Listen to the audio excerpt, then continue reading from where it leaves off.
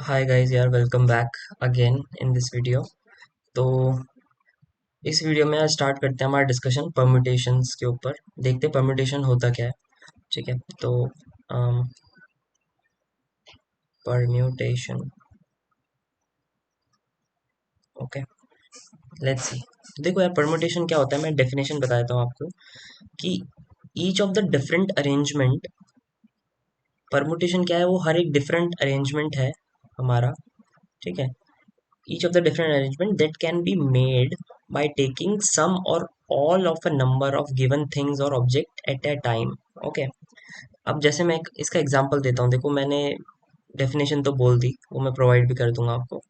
But इसका मतलब क्या है? इसका मतलब है जैसे मेरे पास कुछ n ऑब्जेक्ट्स हैं। ठीक है।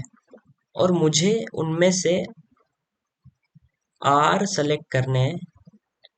ठीक है। तो मैं कितनी तरह से उनको अरेंज कर सकता हूँ, यही मेरा परमुटेशन है। ठीक है। जैसे मैं आपको एग्जांपल के रूप में बताता हूँ। जैसे तीन मेरे पास कैरेक्टर हैं, ए बी सी। ठीक है। तो अगर मैं इन तीन कैरेक्टर में से दो कैरेक्टर लेता हूँ और उनको कितने तरीके से अरेंज कर सकता हूँ, तो देखो कितने से कर सकता हूँ। ए बी, दो उठाए और इनको अरेंज करा। बी ए, ये भी अलग अरेंजमेंट होगा इससे। ठीक है। सिमिलरली ए सी, सी ए, और बी सी और सी बी। ठीक है। तो ये टोटल कितने हैं? छह अरेंजमेंट हो गए ना। सॉरी, तो यही परम्यूटेशन है basically. So total permutation is basically R six in this case. तो परमुटेशन का मतलब होता है कि जब भी मेरे पास एन ऑब्जेक्ट है, मैं उनमें से R at a time select कर रहा हूँ। ठीक है। R should be less than N और इक्वल टू एन। ठीक है। मतलब जैसे या तो मैं इनमें से तीनों भी सेलेक्ट कर सकता था, या दो या एक। ओके। तो R should be less than three in this case. तो ये परम्यूटेशन है मेरा बेसिकली। ठीक है। अब परम्यूटेशन को यार डिनोट कैसे करते हैं? जैसे अगर मुझसे सवाल में पूछा होता इसमें कि तीन कैरेक्टर है, उसमें से दो आपको सेलेक्ट करने हैं, तो कितने डिफरेंट कॉम्बिनेशन बन सकते हैं? तो सिक्स बन सकते हैं। ठीक है। तो इसको जो डिनोट करते हैं वो ऐसे करते हैं, थ्री पी टू। मतलब हमें परम्यूटेशन निकालना है टोटल तीन ऑब्जेक्ट्स का, जब हम दो object at a time select कर रहे हैं। ठीक है। आई होप आपको क्लियर होगा। तो देखो यार, एन पी आर जो होता है ना, इसका फॉर्मूला होता है कि कितने टोटल अरेंजमेंट पॉसिबल होते हैं। वो होते हैं आपका N factorial divide by N minus R का फैक्टोरियल। ठीक है। तो ये आपका एन पी आर का फॉर्मूला होता है। ठीक। अब आपको परमुटेशन का मतलब मैंने डेफिनेशन वाइज और एग्जांपल देके तो बता दिया। अब यार ये चीज़ें, इनमें ज़्यादा क्लैरिटी आपको तभी आएगी जब आप ज़्यादा से ज़्यादा सवाल करेंगे। ठीक है। बेसिक डेफिनेशन मैंने दे दी। अब सवाल पे आते हैं। ठीक है। जस्ट अ सेकंड, मैं चेक कर लेता हूँ एक बार कि ये फॉर्मूला ठीक है बिल्कुल। ओके। अब देखो यार, एक और इसमें वो स्पेशल केस ले लेते हैं कि let's say N P N है। एन पी एन क्या होगा? N factorial divide by N minus N factorial. ठीक है। मतलब एन फैक्टोरियल। ठीक है। इसका क्या मतलब है कि अगर मेरा टोटल नंबर ऑफ ऑब्जेक्ट और ऑब्जेक्ट जो मैं चुन रहा हूँ वो दोनों इक्वल हो जाते हैं, तो इसका आंसर जो आता है वो एन फैक्टोरियल आता है। Okay. For example A B C है, इनको आप कितने तरीके से अरेंज कर सकते हो? तो देखो, ए बी सी एक तरीका हो गया, एक हो गया ए सी बी। अब बी को पहले ले लेंगे तो ए सी और सी ए। अब सी को पहले ले लेंगे तो बचा क्या? ए बी और बी ए। तो ये टोटल छः हो गए ना तरीके। तो बेसिकली ये क्या आया? थ्री फैक्टोरियल ही आया ना। थ्री फैक्टोरियल छः ही तो होता है। तो ये तो छोटा केस हो गया, पर ऐसे मान लो 10 भी होंगे तो उसका आंसर 10 फैक्टोरियल होगा। अब हम 10 के लिए इतने बड़े केसेस तो बनाने नहीं बैठेंगे, बहुत बहुत सारे हो जाएंगे। तो आई होप आपको समझ में आई होगी चीज़। ठीक है। जब भी जो ऑब्जेक्ट्स हैं उनके बराबर ही आप सेलेक्ट कर रहे हो ऑब्जेक्ट्स, तो फिर उस केस में एन फैक्टोरियल उसका परमुटेशन होता है। ठीक है। तो चलो यार, अब सवालों पे जंप करते हैं। तो पहला सवाल देखते हैं यार। देखो, 10 पी आर की वैल्यू दे रखी है 5040। ओके। तो आर क्या होगा ये निकालना है हमें। ठीक है। देखो, तो 10 factorial divide by 10 minus R factorial, ये इसका फॉर्मूला होता है, इक्वल टू 5040। ठीक है। अब देखो यार, इसको थोड़ा सॉल्व करते हैं, कैसे करेंगे देखते हैं। देखो, 10 फैक्टोरियल को 10 × 9 × 8 × 7 × 6 फैक्टोरियल लिख सकते हैं, बिल्कुल लिख सकते हैं भाई, कोई बुराई नहीं है। अब ऐसा क्यों लिखा मैंने, देखो मैं बताता हूँ। देखो इसमें से 10 कॉमन लिया तो यहाँ क्या बचा, 504। और इसमें से 10 × 9 कॉमन लेंगे तो बचेगा आपका 72। 72 में से 8 और 7, बेसिकली आप इसको ये लिख सकते हो, इस पूरे जो था ना, ठीक है। और इस ये लिखने का फायदा क्या हुआ, देखो ये लिखने का फायदा हुआ ये कि आपका ये दोनों कट जाएंगे, ठीक है। ओके, तो ये दोनों कट जाएंगे तो जो आपका बचेगा बेसिकली, वो क्या बचेगा वो देख लेते हैं एक बार, ठीक है। जस्ट अ सेकेंड, 1 मिनट देना मुझे बस।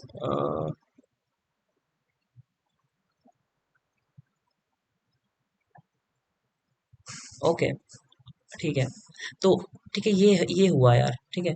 अभी काटना नहीं है। तो देखो यार, ये क्या है, क्या मैं इसको ऐसे लिख सकता हूँ, 10 का फैक्टोरियल डिवाइड बाय 6 का फैक्टोरियल, क्यों? क्योंकि देखो यार 10 के फैक्टोरियल में क्या आएगा, 10 × 9 × 8 × 7 × 6 फैक्टोरियल, अब वो 6 से 6 कट जाएगा ये फैक्टोरियल, तो क्या मैं इसी चीज को ये लिख सकता हूँ ना, बिल्कुल लिख सकता हूँ, ठीक है। तो यार देखो, 5040 इसके बराबर है, और इसको मैं क्या लिख सकता हूँ, देखो ऊपर आना चाहिए, देखो 10, तो क्या ये 10p4 है? बिल्कुल है। कैसे हुआ 10p4? क्योंकि वो किसके बराबर होता है, 10 फैक्टोरियल डिवाइड बाय 10 - 4 फैक्टोरियल, जो कि यही बन रहा है। तो इसका मतलब that is equivalent to this. Okay, तो if that is equivalent to this, इसका मतलब मेरी आर की वैल्यू हो जाएगी 4। ओके, आर की वैल्यू हो गई 4।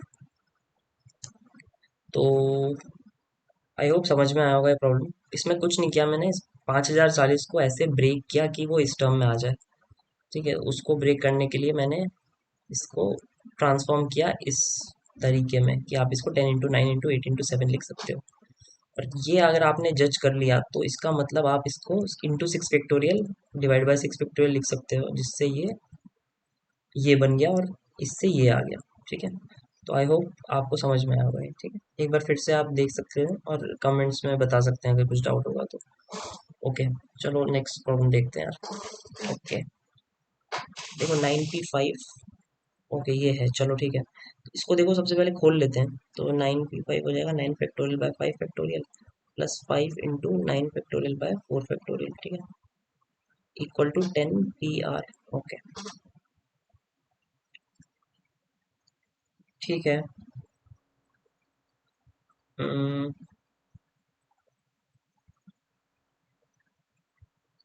ओके, इतना इतना ठीक है, चलो। इसके बाद क्या कर देंगे हम, इसके बाद देखो,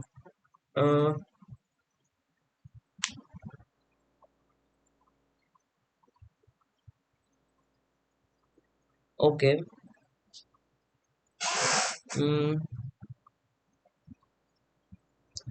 just a second. Okay okay okay, my bad, actually ये 4 होगा। क्यों? क्योंकि 9 फैक्टोरियल बाय 4 फैक्टोरियल होगा ना यार, 9 - 5, और ये 5 होगा, ठीक है। तो मैं एक बार फिर से लिख देता हूँ यार, सो सॉरी, ये थोड़ा कंफ्यूज हो गया था। ओके, तो 9 फैक्टोरियल डिवाइडेड बाय 4 फैक्टोरियल, तो ये हुआ, plus 5 × 9 factorial divide bye 5 factorial होगा। ये 5 क्यों? क्योंकि 9 - 4 आएगा यहाँ पे, इन दोनों का डिफरेंस आता है ना यहाँ, और यहाँ पे भी इन दोनों का डिफरेंस आएगा, इक्वल टू 10 PR। ओके, अब देखो यार, इस 5 से एक 5 यहाँ का कटेगा, तो ये क्या हो गया, two two two times 9 factorial divide by 4 factorial होगा, बिल्कुल ठीक है। अब देखो मैं क्या चाहता हूँ, मैं चाहता हूँ ऊपर 10 फैक्टोरियल जैसा तो कुछ बने, क्योंकि मुझे 10 PR की टर्म फॉर्म लानी है। अच्छा, ठीक है। तो देखो मैं ऊपर अगर 10 से मल्टीप्लाई करूं और नीचे भी 10 से करूं तो क्या होगा, देखो। तो ऊपर तो बनेगा 10 फैक्टोरियल, नीचे बनेगा 10 × 4 फैक्टोरियल, ठीक है। अब ये 2 से ये 5 टाइम्स कटेगा, ठीक है। तो ये क्या बने, 10 फैक्टोरियल अपॉन 5 इंटू 4 फैक्टोरियल। अब यार 5 इंटू 4 फैक्टोरियल क्या होगा, 5 फैक्टोरियल तो होगा, 10 फैक्टोरियल डिवाइड बाय 5 फैक्टोरियल, ठीक है। तो 10 factorial upon 5 factorial equal to 10 PR। तो यार आर क्या होगा, 10 factorial divide by 10 - R factorial basically ना। तो इसका क्या मतलब है, 10 - R should be equal to 5, ठीक है, डिनोमिनेटर कंपेयर कर लिए, तो मतलब मेरा R शुड बी 5, ठीक है। तो यही निकालना था उस वैल्यू में, तो इसका आंसर 5 आ गया, ठीक है। आई होप समझ में आया होगा ये प्रॉब्लम भी। यहाँ पे मैं थोड़ा कंफ्यूज हो गया था, तो उसके लिए सॉरी। आप ध्यान रखिएगा कि इसका जो फॉर्मूला होता है जो मैंने डिस्कस किया था, ये इस फॉर्मूले से इसको खोलो और सॉल्व कर लो, ठीक है। तो ये यार परमुटेशन का मतलब था, और ये कुछ बेसिक प्रॉब्लम्स थे। तो नेक्स्ट वीडियोस में डिस्कस करते हैं थोड़े और अच्छे प्रॉब्लम्स, ठीक है। Thank you very much. अगर वीडियो पसंद आई होगी तो लाइक और शेयर कर सकते हैं। थैंक यू, मिलते हैं नेक्स्ट वीडियो में। Bye bye.